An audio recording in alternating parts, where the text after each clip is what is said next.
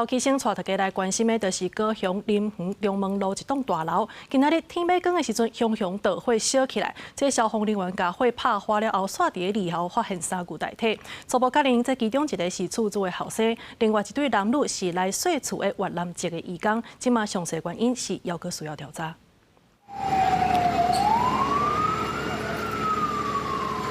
大火拄拍花，消防人员用推柴好势，就随进入火场敲找是毋是有人受困。结果伫2楼找到2个查甫，一个查某已经无喘气心跳。有大楼住户讲，伊听到消防车一直叫，拍开窗仔才知影火烧厝啊。甲后生2人赶紧对楼顶撞落来，甲打也个皮喘。危险的哦，你唔知哦，你阵无看好哦，你看那脚哦拍袂有啊。啊，这大了伊个这边个叫入来，叫出来好啊，惊着好啊。 现场是有发现3位，3位啊，另外2位他有可能是怎么样？是找不到还是？有可能是外出，那我们还在跟中介联络。林园中门路这栋10楼高的大楼，早起4点外熊熊火烧。消防局讲，客户顶管下的厝骹有4个人，经过确认，有2个厝骹无伫厝逃过一劫。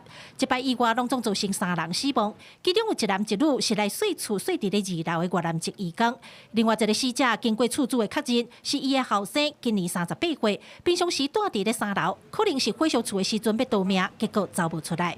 要定落来2楼啊，2楼火遮大，楼骹直小，伊可能秘咧处罚。 关于盗火原因，消防局表示，佫需要等待进一步的调查。但因为有住户指控，姓王的厝主将顶仔骹做铁门扎起来，当作店面走出去，若是违建，也对住户的安全造成威胁。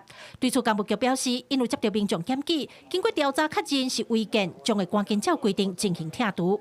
记者柯家族邱朝阳高雄场报道。